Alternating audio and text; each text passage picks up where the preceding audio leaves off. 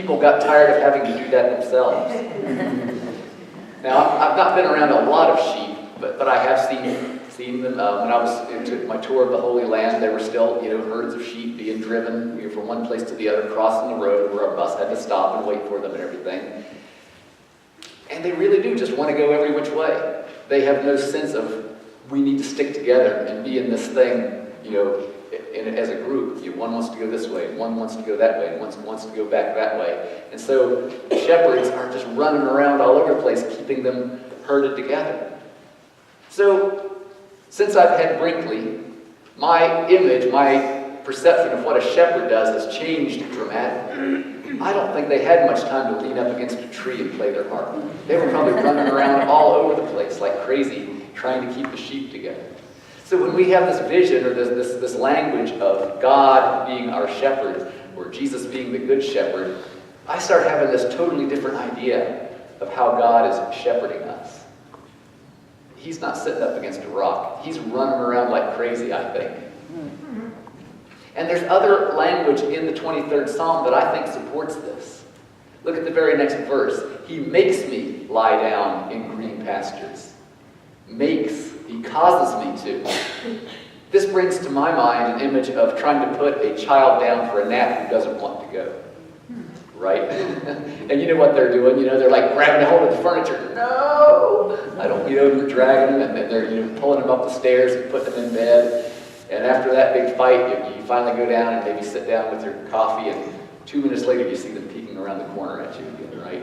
And so it begins again and again. So it's just a non-stop thing of like getting them to do something that is better for them than what they think. They may not want to go to their nap, but you know that if they don't get their nap, they're going to be horribly cranky and get off their schedule. And I think God does that to us, makes us lie down in the green pastures that we don't want to. And it goes on. He restores my soul. As I started reflecting on that passage, I started thinking back to Genesis chapter 2, the story of creation. And it said that God, first of all, formed the body of the human from the dust of the earth, and then breathed into it the breath of life, and only then did it become a living soul. Only then did Adam become a living soul after the breath of God was put into it. So when it seems to restore my soul, it sounds like spiritual CPR. Like we're always getting ourselves in trouble and God has to revive us. The Thomas Hardy book, Far from the Madding Crowd, there was a wonderful scene in there about how the rich lady's sheep had gotten into, I can't remember what it was, but they ate it and were getting bloated. The gas was just making them bigger and bigger. They were all going to die. So they had to call the farmer in, the shepherd in, that knew what he was doing, and you kind of had to pierce them in just the right place so that the gas would come out, that they wouldn't kill the sheep. So sheep are always getting themselves in trouble, and there's always some kind of medical emergency that the shepherds are going to have to do.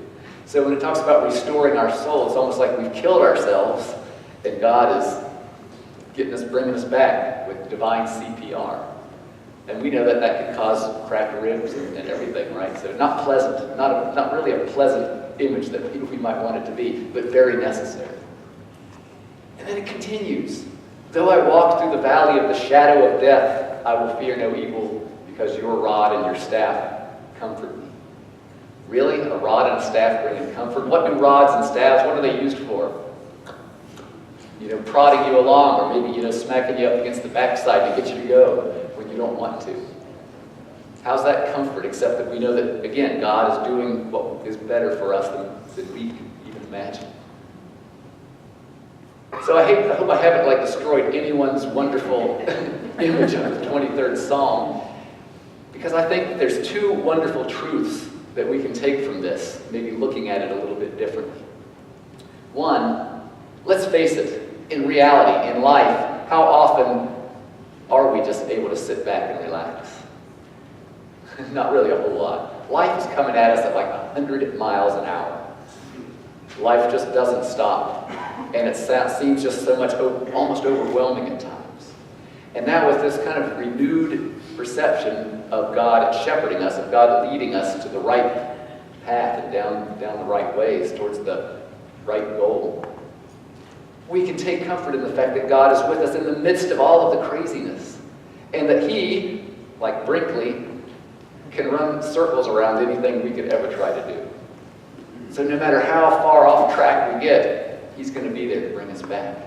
His rod and staff may not feel good, but it's going to help us down the path, getting us through the dark spots, helping us along towards the end goal. And what is the end goal? Dwelling in the house of the Lord forever. So one really neat thing about this psalm is that it shows God in a totally different perspective than what humanity is usually in. Most shepherds didn't own their own sheep. They hired themselves out to watch other people's sheep, and then they would just get paid at the end. They would take the sheep out for a few days or a few weeks to let them graze, and then bring them back when it was time to be sheared or butchered or whatever. The only reason they cared was so that they wouldn't lose money, so that they could get their money. But the psalm, as it transfers from God as shepherd, the last couple of verses, it shows God as our host. God as the one who now, once the journey is over, it's His house we're going into. He doesn't just say, okay, I'm done, you're good.